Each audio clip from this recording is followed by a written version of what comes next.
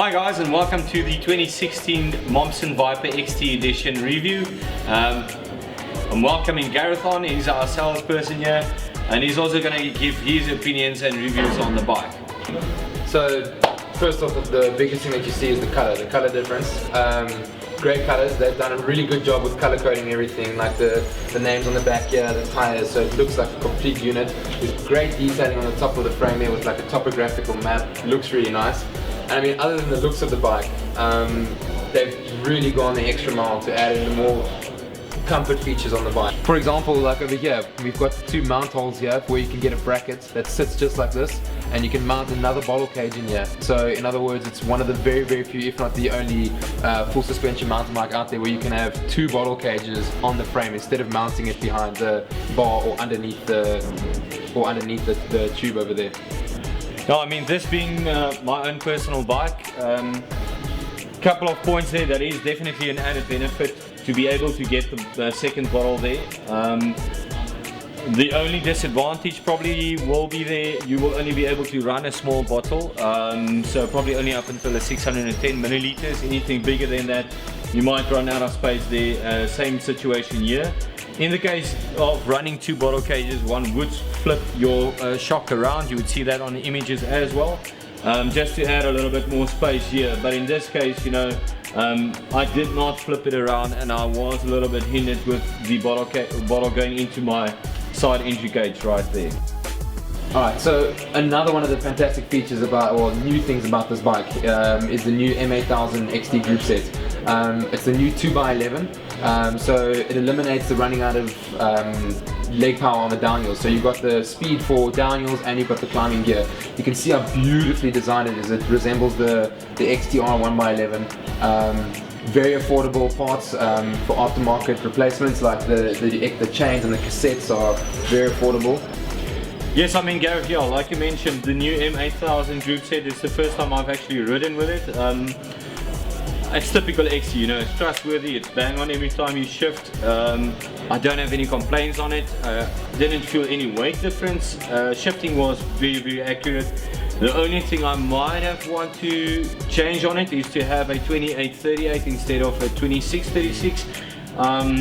You can still reach top end speeds, but I mean, compared to, you know, most of the 2x10 XT group sets would have come out with a 3811. In this case, you've got a 3611, making quite a big difference on the top end. But keeping in mind, this is a racing machine and you don't really ride that higher speed that often. So I don't think that would be a major buzzkill for me. Another fantastic feature about this bike is that, keeping in line with the whole XT theme, they've gone for the XT hubs on the front and back instead of the stand hubs. So from what I can see from the hubs, that it's a really nice quality hub. It really runs nice and smoothly, and as a cyclist it sounds nice as well, the rear hub, because that does count for something. No, I mean, from my side, you know, Momsen did get a lot of opinions on changing the hubs from the previous Stance 330 to the XT. Yes, it might have added a little bit of weight. I must be honest, I don't know the exact figures there. But I mean, in terms of the hubs, they're very stiff, they're sturdy.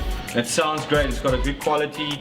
So I don't think it's such a negative side. You know, I think to the contrary, it probably would be a little bit more durable. Being Shimano XT, would be a little bit more durable than the Stance 330. Another fantastic feature about these bikes, probably my second favorite next to the new group set, is probably the new suspension that the bike has been equipped with. It's the new Fox Performance series as opposed to last year's Evolution series. Other than it being color coded to the bike, it's a fantastic rebound, nice and smooth, nice and responsive. Also, being the new model, being more advanced from last year, it's lighter, and as I say, better looking as it matches the bike.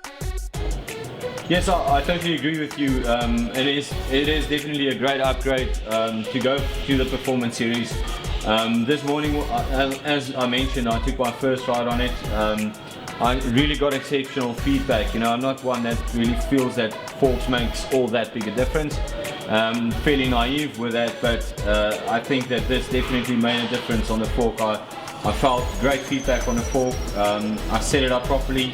It is equipped with a new Fit 4 system, and of course it's also got CPD function.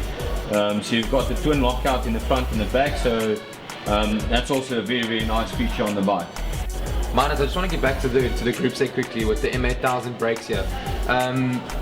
Just if you look over here, you'll see the iSpec mounts that go onto the bar. It's just like SRAM's Matchmaker, so you can have the brake and the shifter all in one bracket. So it just adds that whole clean effect on the bar, you know, very aesthetically pleasing to the eye. And the strength and reliability of these XT brakes is just, it's phenomenal. And they've really backed it up this year by making a really ergonomic design over here, and it really, the proof is in the pudding, as I'm sure you can see. It does definitely resemble the XTR brakes, you know. It's a lot more streamlined compared to last year. You know, it's definitely, I had the previous year model, and I must say that it did feel a little bit bulky with the second shifter being along here, and had you moved it up a little bit, it felt like, you know, most of your equipment would be shifted in a little bit too far onto the bar. So I'm really happy that they did go for the iSpec system in this year's model. Guys, the items that's not standard on this bike is the grips. So I went from the standard silicone grip that comes with the bike. It's not a bad grip, but I just prefer the silic one. It's maybe just a little bit better quality, and I went for the diamond grip, which obviously provides me with a little bit more grip on the bike itself.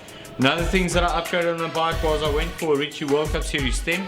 It's just a little bit lighter, and I had it laying around, so why not? So the other items I changed was I had a Thompson seat post laying around as well. Obviously just changed that around for weight. And then the guys from Fabric gave me this saddle to try out. It comes with a very nice physique Gobi saddle as standard. It's actually 2 grams lighter than the Fabric that I've got on. But I must say this is a very nice saddle. Having tried it out a couple of times, I just did that upgrade, but it's really not necessary, except if the Gobi doesn't work for you, maybe that's a good option to change. We have got demo saddles on that as well. Probably we'll do a review on that a little bit later on, but just quickly wanted to show to you those items aren't standard. It comes with Ritchie components, so your Ritchie comp, handlebar, stem and seat post.